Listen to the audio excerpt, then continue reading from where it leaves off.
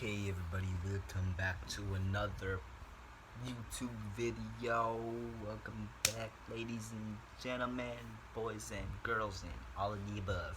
So, this is my social studies one. So if you wanna check out the other ones, they're my YouTube. They're my science pages. So if you wanna learn about social studies, come here. If you wanna learn about science, go there. So let me just start now, so I don't waste your time. So we ended the last video. We ended with Titian, Titian Titian, the artist of the Renaissance, a famous artist from the Renaissance. So yeah. Now let's continue this. The Renaissance architecture was mainly an imitation of classical architecture. The greatest example of this architecture is the Church of St. Peter. Many artists,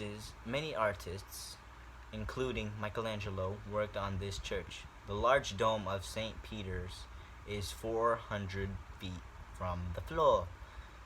It's about as tall as me, but this type of architecture has been copied throughout the world. It's pretty cool. Okay, so one of the most important writers of the Renaissance was Dante Alighieri. Even though he lived in the early part of the Renaissance, his great work of this divine was the Divine Comedy. This book is an epic poem about Dante's journey into hell, Inferno. The purgatory and heaven. This book is an epic poem about Dante's journey to hell, in their language, Inferno, purgatory in their language, Purgatorio, and heaven, and in their language, Paradiso. Dante describes the various sinners and saints living at different levels of hell. Purgatory, and heaven. No, purgatory is consistent with good Roman Catholics theology that people have to be purged from their sins before entering heaven. As we know, the Bible has nothing to say about purgatory, so it's not there unless the Bible says it. Anything contributor of Renaissance literature was Geoffrey, I think that's how you say it, Geoffrey Chaucer, who wrote the Canterbury Tales. This work describes the travelers going to Canterbury, England, on a religious pilgrimage. The most important invention during this period of subsequent periods was the printing press. Oh, my eyes. Was the printing press. The principle of stamping letters or pictures on paper for carved wooden blocks originated in China during the Tang Dynasty.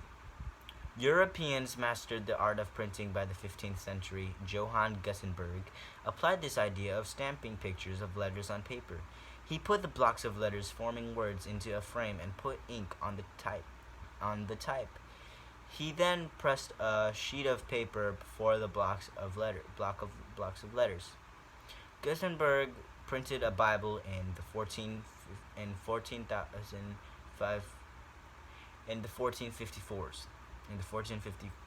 year of 1454 with a movable type, and thus the printing press revolutionized learning and scholarship.